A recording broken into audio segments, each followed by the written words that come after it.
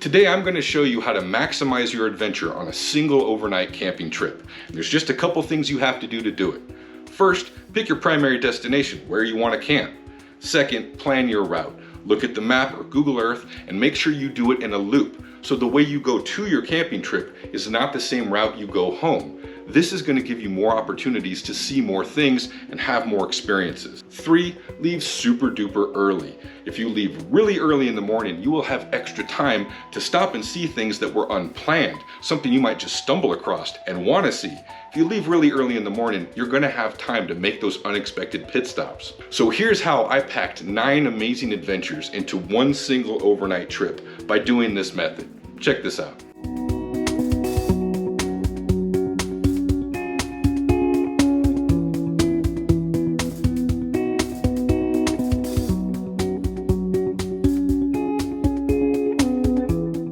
For this adventure, I wanted to go dispersed camping in the Valley of the Gods, Utah. But leaving my home port of Salt Lake City, it was going to turn out to be a mini road trip at the same time. And I knew I was going to pass through some things that I'd never had time to see before on the way in. But I didn't want to go the same way out that I came in, so I began looking for some scenic byways and smaller roads to take on my way home. I zoomed in on the map and found a scenic byway that would allow me to take an alternate route on my way home. Granted, it's a little bit longer, but most all scenic byways are longer than the main routes. But at the same time, those back roads and smaller roads are where some of the most amazing landscapes can be found. There's a reason they're called scenic byways. And I discovered that my scenic byway would tie in with the main highway, which would allow me to get home a little sooner than I originally anticipated, while at the same time provide me with some unexpected adventure.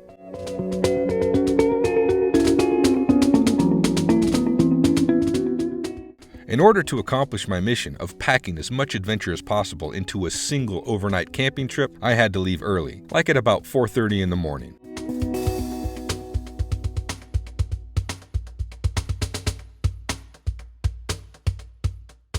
And just to see how many miles I'd put under my belt, I reset my odometer when I left my house. I knew in order to see everything I wanted to see and do everything I wanted to do, there's going to be a lot of driving on this trip. But luckily, I love a good road trip because it gives me an opportunity to catch up on some podcasts that I really love.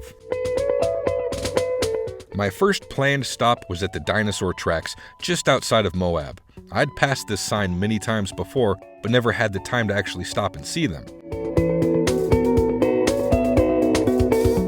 And I was pleasantly surprised to learn that it was just a short hike from the parking lot to see the actual fossilized dinosaur footprints. I was even more happy to learn that there was 2 different types of dinosaur imprints, the big stampy foot kind like the Brontosaurus, as well as the 3-toed clawed variety, more common in a predatory dinosaur. And the imprints were incredible, very well defined. Pardon my ignorance, but at this point in time, I didn't see the harm in putting my foot in the footprint for scale, but I have since learned my lesson, so if you ever encounter fossils like this out in the field, never touch them.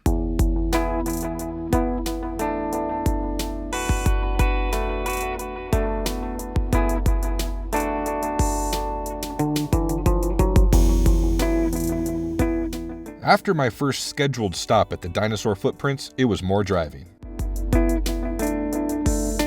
Just south of Moab, Utah, I encountered my first unscheduled stop, and it is exactly these type of oddball roadside attractions that makes road trips so fun. Turns out Hole in the Rock is a mine converted into a house, converted into a museum, with a bizarre statue garden and a petting zoo. After the unscheduled stop at Hole in the Rock, it was back on the road to my next destination, which is Newspaper Rock.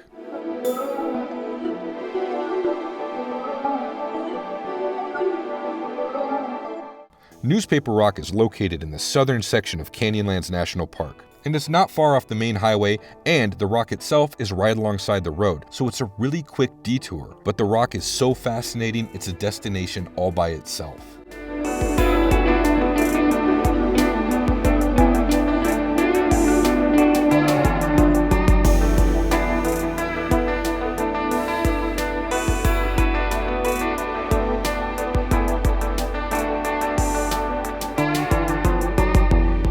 After Newspaper Rock, it was back on the highway until I saw a sign that said Mexican Hat. Now, I didn't know what Mexican Hat was, but I knew that I was going to see it, and this is what it is.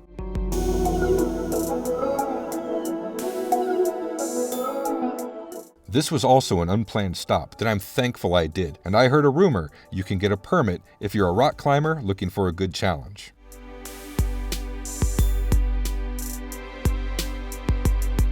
Then, it was back on the road, just a short drive to my primary destination, the Valley of the Gods.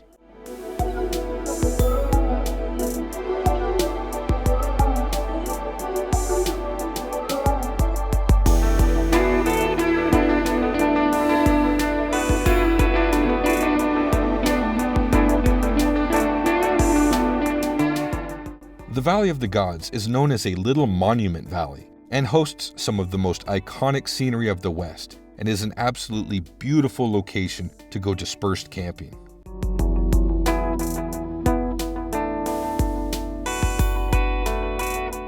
A 17-mile-long dirt road loops through the valley, and it's a fairly decent road that most two-wheel drive vehicles could handle if the weather's clear. However, I don't personally like being on roads like this and this far out in the backcountry without at least the option of using four-wheel drive if I need it.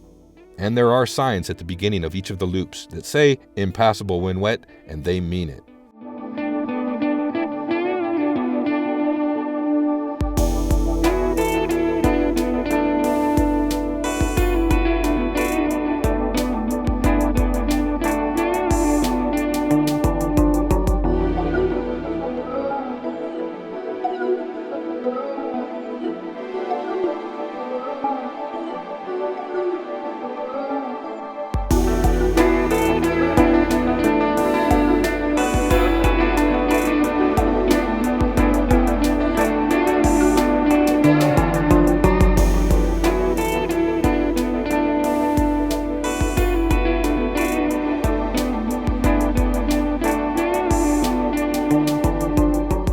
After having driven all day and seen 4 pretty amazing things on the way, 2 planned and 2 unplanned, I made camp and settled down, then was treated to a pretty amazing light show off in the horizon that was only a little bit scary if the wind would change.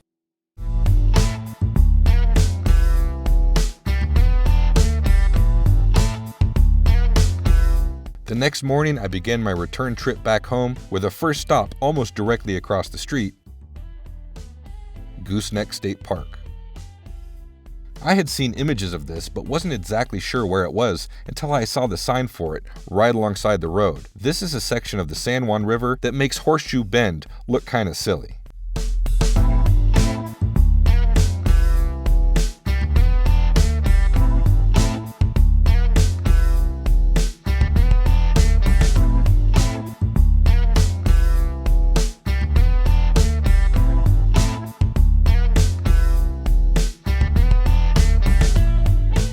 After marveling at Goosenecks State Park, I continued on my way, up a section of road that is so crazy, it actually has its own name. This was an unexpected oddity to encounter. The Moki Dugway is a seemingly impossible road that's cut right into the side of the cliff and zigzags and switchbacks its way all the way up to the top of Cedar Mesa. And this road is narrow and windy, therefore it has vehicle size restrictions. So if you're driving a large vehicle, you actually can't come down this road. It is that crazy.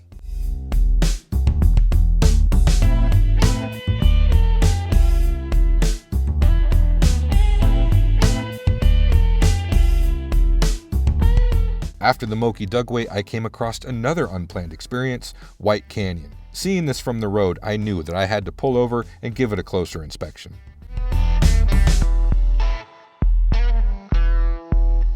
After White Canyon, I came across Glen Canyon.